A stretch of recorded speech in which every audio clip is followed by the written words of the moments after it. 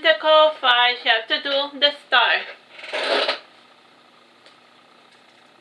Bruno was a 27-year-old lawyer who had paid for his education by playing football, and he was still a handsome devil with stunning green eyes. Karina entered the bathroom to shower, and Kain lingered a little, and if we went to the car, he would have to go home, and there was a small chance that his house would be empty, and since nobody was talking to him, he returned to the car. He raised an eyebrow when he saw Oberon slapping his own face, and Oberon's eyes widened, and they watched King coming over to sit in the passenger seat. And to excuse his behavior, Oberon yawned deeply. "If you're too tired to drive, you can sleep over at my place," offered King. "Nah, you have work tomorrow, and me being there is going to mess with your morning routine," said Oberon, giving a well-rehearsed excuse. "Okay," said King shyly. "And you should try to sleep while I drive, and it will make it easier for you to pass out once you make it to your bed," suggested Oberon. King closed his eyes and he took a deep breath, and doing a red light, Oberon removed his jacket and he draped it over King's chest. And even with the heater, the cold was seeping in through the windows. And after a short drive, King arrived home, and he sighed with relief when he saw that his father had his car parked outside. Jack was finally home, and hopefully without company. He went into the house and he unlocked the door with his house key, and he frowned when he realized that his father had forgotten to put on the alarm, and he saw a silhouette in the darkness, and he reached behind his back for his grandpa's revolver. "I didn't forget to put the alarm, I just didn't want to wake up, Mom," whispered Jack. "Did you stay up all night waiting for me?" asked King, coming over to sit by his father. "I got back an hour ago," said Jack, and he left his seat to turn on the light in the hallway. Jack was a failed rock star and a former addict, and the 35-year-old man was the polar opposite of his son. Jack was sickly skinny, short, with a long face and delicate lady fingers and big buggy eyes. "How's Lysandra?" asked King. "Fine," lied Jack. "Trouble in paradise already?" asked King, coming over to stand beside his father. "There are good days and there are bad days in any relationship," said Jack, rubbing his chin.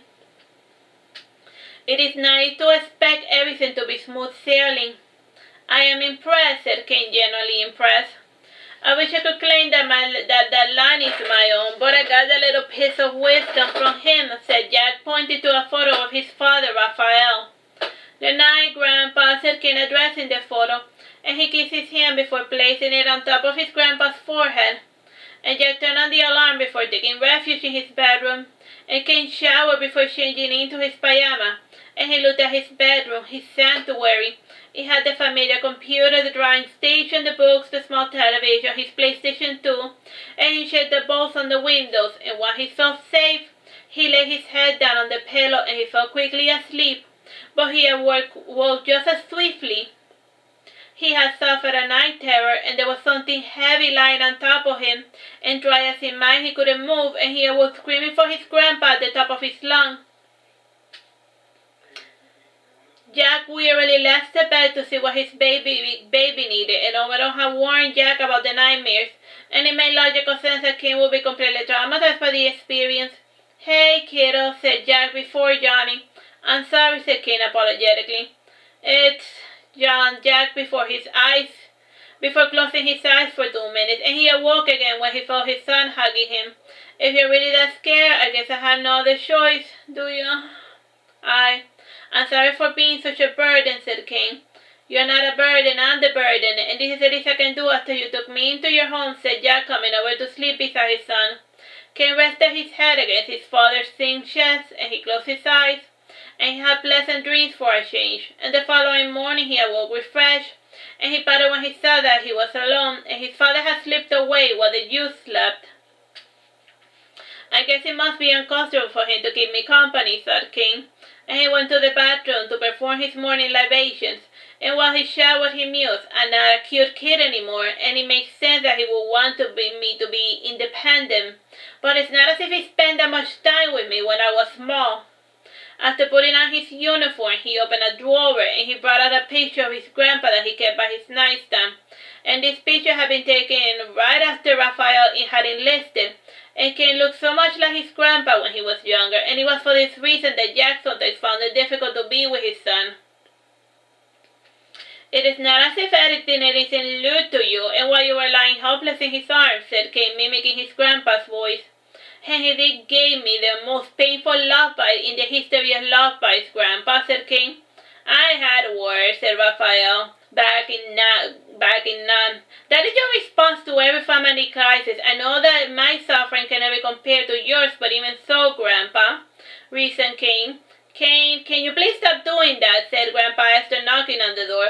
And it always freaked her out when her grandson imitated her dead husband's voice. If you need to talk, we are here for you, all right, baby? Esther was an Irish Catholic lady, aged 67, and she had long, silky silver hair, a wrinkled face, ash-colored eyes. Kain sighed wearily before going to the breakfast table, and he nibbled at his food without much enthusiasm. Did you read the statement that I gave to the police? Asked Kain. Yes, said Esther. It was short, said Jack, and we were wondering if maybe you left something else because you felt ashamed of what truly happened. What I wrote is what truly happened, and I woke up when I felt someone biting my neck, and I tried to move, but my body was paralyzed. Then I think I knew I was being moved to a new location, and I got bit again for a second time, and I struggled and I screamed. Every place I ran into my mouth to silence me, and he also bounded my hands on top of my head, and I was then bit a third time, said Kain. But you told Natasha that Eric was biting you while trying to get aroused, interrupted Jack. You need to update that report with the new information you remembered, insisted Esther. But I didn't remember anything new, said Kain. And what he truly wanted to say was, I don't want to remember. What I said was a Freudian slip. It didn't happen. I'm late for work. Esther looked at the time, and she indeed saw that her grandson was going to be late for work. And Kain drove to the Islanda Police Department at a leisurely pace, and he could have arrived quicker, but he didn't want to break the speeding limit. And like every morning, he reported to his uncle again. Again, Sanson was the current patriarch of the Sanson household, and he was in his late 40s, and what little hair remained in his head was completely white. And due to his administrative job, he was somewhat portly, and he had a propensity for stress eating, and his most distinguished feature were his cold black eyes. When Kain entered within, he smiled when he saw Gen fiddling about with one of his ancestors' torture devices. Their family was supposedly a direct descendant of the French executioner Gabriel Sanson. And what do you think this does? Asked Gen, holding up a square item with a plank and a crank turner. Let me see, said Kain, coming over to examine the artifact, and he added, giggling, Are you expanding on our grandpa's collection? This isn't a new item. I found it while dusting out my father's macabre collection, and it looks a bit like a thumbscrew. And I pulled at the dial, but it didn't crush my fingers, said Gen, rubbing his chin. And he had been secretly thinking of auctioning it off to have extra spending money. Maybe it is broken. Maybe it is a broken piece from a music box. If you add a cylinder, then the device makes plenty of sense, said Kain, examining it. And he went to his desk and he wrote back a little note about the Matchbox music box. And smiling warmly, he said, See, both devices look identical. Oh, so that is what this is, said Gen, pouting. And he brought out from his junk drawer a cylinder with ridges, and when he attached it to the mechanism, he saw that it was a perfect match. They added a modern screw to the device, and once it was all in one piece, they turned the crank to see what sort of music it played. The tune was unfamiliar but pleasant. Their moment was interrupted by a scratching at the door, and Kain looked out the door before frowning. There was nobody standing there, and the door suddenly opened. Jesus Christ, yelled Gen, surprised. The door had opened by itself, and Gen instantly pulled out his revolver, and Kain, a little calmer, said, Put that away. Do you think you can shoot a ghost? Just when Gen was putting away the revolver, something jumped on top of his desk, and almost by instinct he aimed his revolver and he pulled the trigger. Thankfully for Tybalt, Gen had forgotten to remove the safety.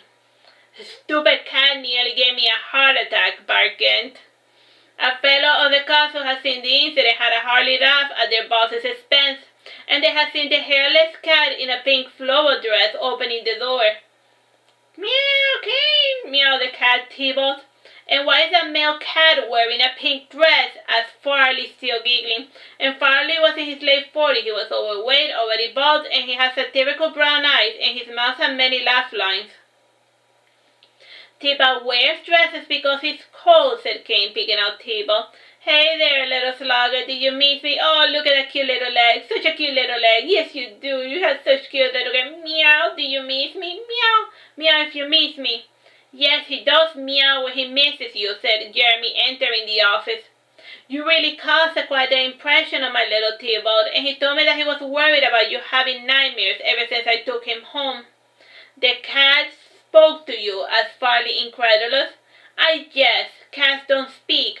But Kain does have the look of someone who hasn't had a good night's sleep in quite a while, said Jeremy, looking at Kain's eyes. You listen to classical music, and can you tell me what is the name of this tune? Asked Kain, playing the little music box.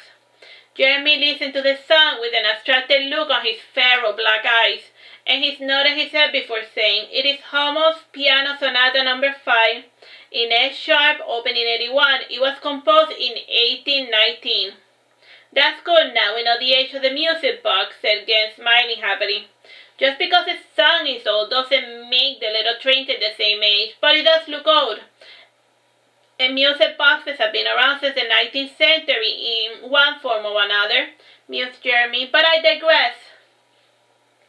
Do you need the music box to be old? Because I know a guy that can vouch for his supposed old age. It's given the right incentive. What you're describing is technically fraud, said Kain, shaking his head sadly. And you are technically 20 minutes late for work, said Jeremy, so take that. What does that have to do with anything? Asked Ken, giggling. So you are saying that any bending of the truth is fraud, and based on that logic, we have all been guilty of fraud at some point or another, mused Jeremy before picking up his cat. You win this argument, said Kain, smiling warmly, and he patted Jeremy's short hair before adding, I had fun debating with you, and we should do this again some other time. I don't like debating or arguing, and I also don't like losing a debate or an argument, and you have been warned, said Jeremy ominously before departing. And he started part ways, and he remembered something, and he brought out from his bag a plushie with a dress. And this will help you fall asleep. It is a poor substitute for my cat, but it is better than nothing. Thank you for the gift, and it was a very thoughtful present, said Kain, petting the cat plushie. It isn't a gift, it is your payment for looking after my cat, and Siddhanta forces me to leave my cat with other individuals whenever he wants to travel abroad. But you're the first person who has taken actual good care of Tybalt, and people think that just because he's a cat that he isn't able to express his grievances, but my Tybalt always tells me when people have been mean to him. And since you were good to him, I had no other choice but to repay the favor, ranted Jeremy. Instead of repaying the favor, I will be honored if you became my friend, said Kain, offering his hand. Jeremy looked at the hand before looking at Kain, and the way he was focusing on Kain's forehead was pretty unnerving, and in the end Jeremy departed after saying his piece, and Kain sighed wearily before going to his workstation, and he pondered what he had settled down that made Jeremy reject him, and truth be told, he was only interested in befriending Jeremy to play with his cat Tybalt. Alright, that's the end of that chapter. Bye-bye, God bless. Gotta love them cats.